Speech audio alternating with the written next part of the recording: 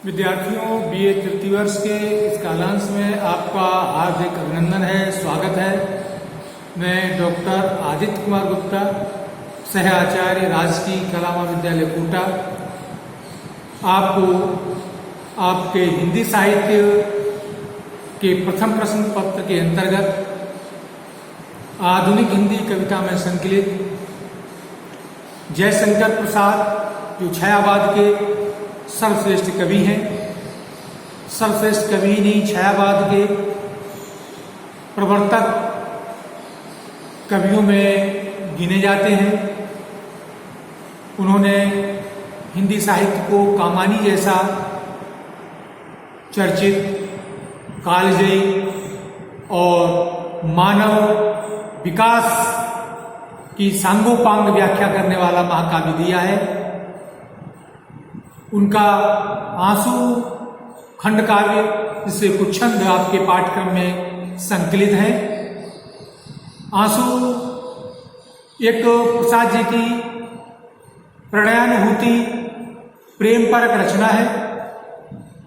यह वियोग संगार विरह का खंड काव्य है। इस आंसू के माध्यम से प्रसाद जी ने अपने प्रियतम को संबोधित किया है। ये कहा जाता है कि आंसू का प्रथम संस्करण, जिसमें द्वितीय संस्करण की अपेक्षा कम शब्द थे, उसमें प्रसाद जी ने पूरी तरीके से अपनी प्रीतमा को संबोधित किया था और उसके बाद जब उन्होंने 1933 के आसपास इसका द्वितीय संस्करण प्रकाशित कराया तो कुछ छंद और जोड़ दिए और उनमें कहीं कहीं रहस्यात्मक संकेत देकर रहस्यात्मक शैली का प्रयोग करते हुए आत्मा का परमात्मा के प्रति प्रेम निवेदन के भाव भी अभिव्यक्त हुए हैं।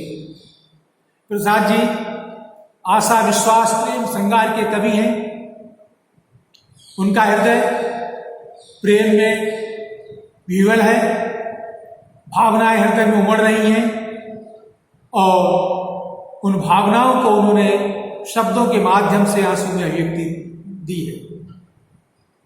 मानव की सबसे बड़ी पहचान उसका भावुक होना, उसके हृदय में भावनाओं का आवेग होना, क्योंकि मनुष्य अंततः मानव है, वो समाज में रहता है, समाज की स्थितियां उसको प्रभावित करती हैं और कहीं न कहीं उसकी भावनाएं उमड़ने लगती हैं और उसके माध्यम से वह अपने रचनाओं में मानव समाज को प्रेम, सौहार्द, अपनत्व, बंधुत्व का संदेश देता है।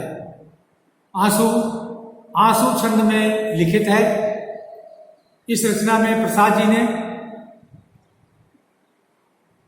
अपने हृदय की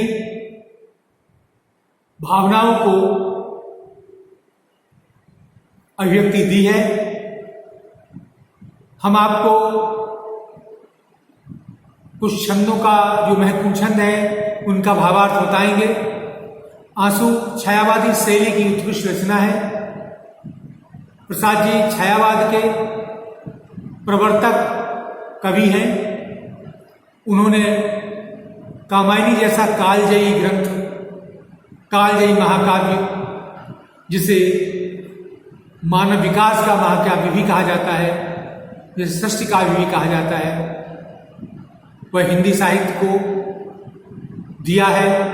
हिंदी साहित्य उनके रचनात्मक वैभव से समृद्ध है। छायावाद काल में जयशंकर प्रसाद एक ऐसे रचनाकार हैं जिन्होंने पद्य के साथ साथ गद्य में निबंध लिखे, कहानियां लिखी, नाटक के लिए लिखे। उनके कई नाटक चंद्रगुप्त, स्कंदगुप्त, द्रौसामनी, रासरी आदि चर्चित हैं। वे एक नाटककार के रूप में भी प्रसिद्ध हैं। उन्होंने भारतीय संस्कृति, और भारतीय इतिहास के गौरवमय पक्ष को नाटकों के माध्यम से प्रस्तुत किया है। तो यहाँ हम आपको आंसू के कुछ प्रमुख शब्द जो परीक्षा की दृष्टि से उपयोगी हो सकते हैं उनका भावार्थ बताएंगे। कुछ छंद और जयशंकर प्रसाद का प्रारंभिक परिचय और आंसू की पृष्ठभूमि इससे पूर्व के कालांश में मैंने आपके सामने प्रस्तुत की थी। अब हम आपको कुछ छंदों का भावार्थ बता रहे हैं। चमकूंगा धूल कणों में, सौरभ हो उड़ जाऊंगा, पाऊंगा कहीं तुम्हें तो गृहपथ में टकराऊंगा। जो घनीभूत पीड़ा थी मस्तिष्क में स्मृति सी छाई, दुर्दिन में आंसू बनकर वह आज बरसने आई। जयशंकर प्रसाद कहते हैं कि हे मेरे प्रियतम, चमकूंगा धूल कणों में, सौरभ हो उड़ जाऊंगा। अगर तुम मुझे ना भी प्राप्त हुए तो तुम्हारे विनय में मैं अपने शरीर को त्याग दूंगा और चमकूंगा धूल कणों में, धूल कण के रूप में चमकता रहूंगा। देखिए यहां पर अद्वैतवाद की भी अभिव्यक्ति है। यहां पर यह भी है कि जीवात्मा शरीर छोड़कर कहां जाता है, कहीं नहीं जाता, क्योंकि आज आत्मा अजर और अमर है। तो वही प्रसाद जी कहते हैं, चमकूंगा धूल कणों में, सौरभ हो उड़ जाऊंगा। सुगंधी के रूप में मैं तुम्हारे आसपास उड़ता रहूंगा, सुगंधी के रूप में मंडराता रहूंगा। पाऊंगा कहीं तुम्हें तो गृहपथ में टकराऊंगा, और कहीं न कहीं ये संसार में कहीं न कहीं फिर मैं तुम्हें निश्चित रूप से प्राप्त कर लूंगा। क्योंकि जीवात्मा शरीर छोड़ता है फिर नया शरीर धारण करता है। ये दुनिया में निरंतर लगातार अनवरत आने जाने का चक्र लगा रहता है। वही कहते हैं कि कहीं न कहीं ये प्रीतम तुमसे मेरा फिर मिलना होगा, ग्रह पथ में टकराऊंगा। ग्रह के मार्ग पर जैसे नक्षत्र अपने पथ पर घूमते घूमते कई बार आपस में सीधे एक सीध में आ जाते हैं, उनके टकराने जैसी स्थिति आ जाती है। वैसे ही हे प्रीतम, मैं भी संसार में धूल के कणों में सुगंधी बनकर मंडराता रहूंगा और कहीं न कहीं हमारा तुम्हारा मिलना हो जाएगा। जो घनीभूत पीड़ा थी मस्तिष्क में स्मृति सी छाई, दुर्दिन में आंसू बनकर वह आज बरसने आई। जो घनीभूत पीड़ा थी हे प्रीतम, तुम्हारे विरह की वेदना, तुम्हारी पीड़ा, अर्थात जब तुमने मेरा साथ छोड़ दिया, मुझे तुम्हारा सानिध्य, तुम्हारा संपर्क, तुम्हारा साथ जब नहीं मिला तो उससे उत्पन्न होने वाली जो वेदना थी मेरी मस्तिष्क में धीरे धीरे क्या होती रही, घनीभूत इकट्ठी होती रही। मस्तिष्क में स्मृति सी छाई, और मस्तिष्क में वो एक स्मृति के रूप में मेरे मस्तिष्क में जो है आज भी छाई हुई है। अर्थात हे प्रीतम, तुम्हारी प्रेम जन्य पीड़ा, तुम्हारी स्मृति, तुम्हारा वो मेरे साथ रहना, उठना बैठना और तुम्हारे साथ की जो स्थितियां हैं वो मेरे मस्तिष्क में स्मृति बनकर छाई हुई हैं। दुर्दिन में आंसू बनकर वो आज बरसने आई। और वो स्मृतियां आज दुर्दिन में जब हे प्रीतम जब आप मेरे साथ नहीं हो तो वो आंसू के रूप में बरस रहे हैं। अर्थात तुम्हें याद करके मैं निरंतर आंसू बहाता रहता हूँ। अर्थात वो स्मृतियां जो मेरी हृदय में बसी हुई हैं, वो स्मृतियां निरंतर कौंधती रहती हैं, वो स्मृतियां निरंतर मेरे मस्तिष्क में आती रहती हैं। और तुम्हारी वह प्रेममयी छवि, तुम्हारा वो प्रेममय व्यवहार याद करके आज मैं जब तुम नहीं हो, मेरे जीवन में दुर्दिन है, तो मेरी आंखों से आंसू बहते रहते हैं। मेरे क्रंदन में बसती क्या वीणा जो सुनते हो, धागों से इन आंसू के निज करुणा पट बुनते हो।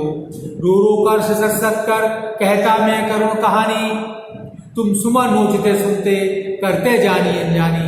हे मेरे प्रीतम, मेरे क्रंदन में बसती, मेरे क्रंदन में तुम्हारे सामने रोता रहा, चिल्लाता रहा, मैं रो रहा हूँ, चिल्ला रहा हूँ। अर्थात तुम्हारी स्मृति, तुम्हारी छवि, तुम्हारा वो प्रेम मुझे आज विह्वल करता है।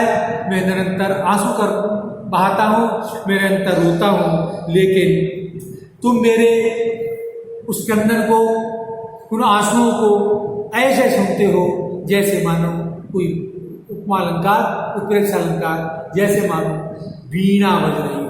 अर्थात जैसे कोई वीणा की ध्वनि को आनंदित होकर के तन्मय होकर सुनता है, वैसे तुम हमारे क्रंदन को, हमारी पीड़ा को, हमारे रोने चिल्लाने को तुम सुनते रहते हो।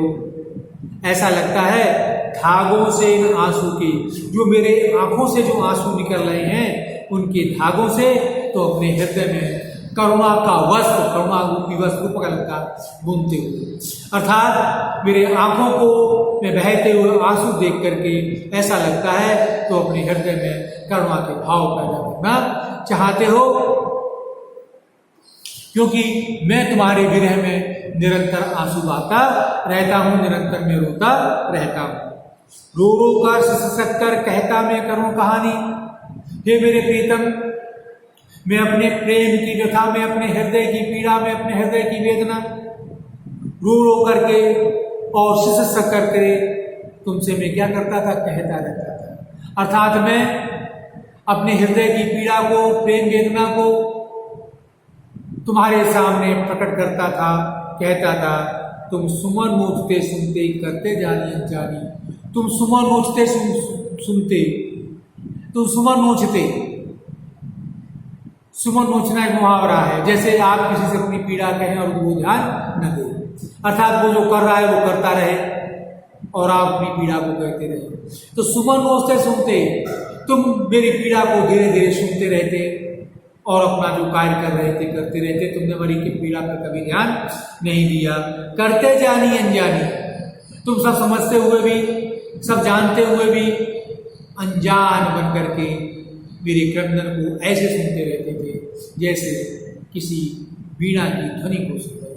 कहना चाहते हैं कि मेरे प्रीतम, आप अच्छी तरह जानते थे कि मेरे आंखों में आंसू जो हैं वो तुम्हारी स्मृति जन्य है, तुम्हारे प्रेम के कारण है, और ये जानते हुए भी तुम मेरी पीड़ा पर तुमने कभी ध्यान नहीं दिया और मेरी पीड़ा को तुम ऐसे ही सुनते रहते थे जैसे कोई वीणा की आवाज सुन रहा हो, अर्थात कोई वीणा को सुन रहा हो। कहना चाहते हैं कि मेरे प्रियतम, तुमने मेरी वेदना और पीड़ा की ओर ध्यान नहीं दिया। मैं बल खाता जाता था, मोहित बेशुद्ध बलिहारी, अंतर के तार खिंचे थे, तीखी थी तार हमारी।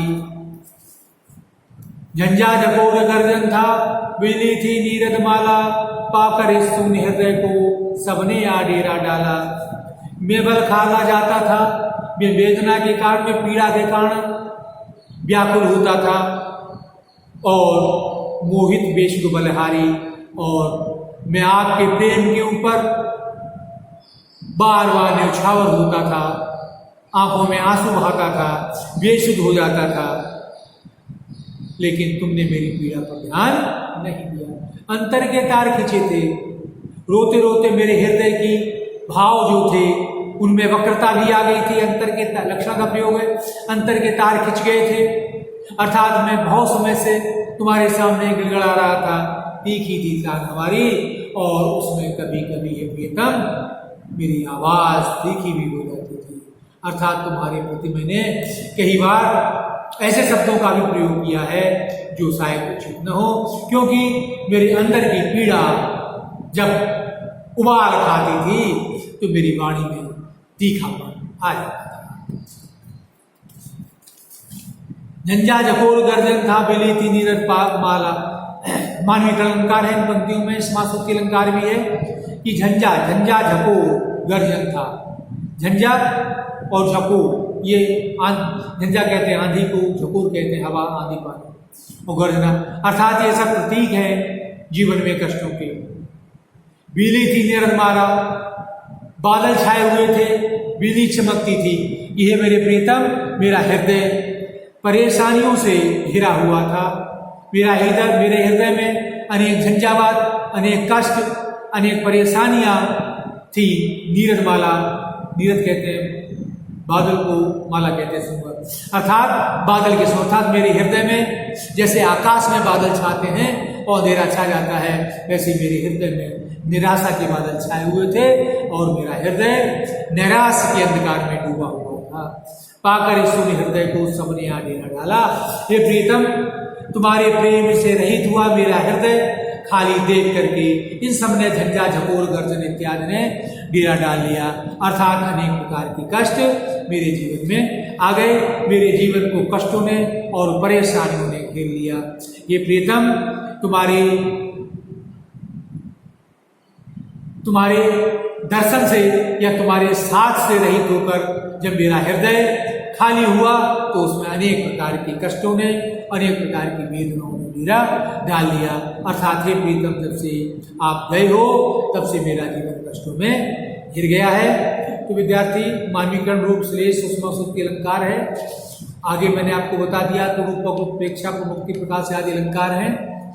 प्रसाद जी की भाषा संस्कृत गर्भित है, तत्सम शब्दों से युक्त है, मानक हिंदी है और प्रसाद जी ने अपनी प्रेम भावनाओं को अपने प्रियतम के सम्मुख निवेदित किया है। वो अपने प्रीतम के सम्मुख अपना हृदय खोल के रख देते हैं। वो बार बार यही कहते हैं कि मेरे प्रीतम, मेरे हृदय में जो वेदना है, जो पीड़ा है, वो तुम्हारे कारण है और मैं तुम्हें निरंतर याद करता रहता हूँ। तो विद्यार्थियों, आज यहीं तक। अगले कालांश में आंसू के कुछ और जो छंद बचे हुए हैं उनको हम आपको समझाएंगे। तब तक के लिए हम आपसे विदा चाहते हैं।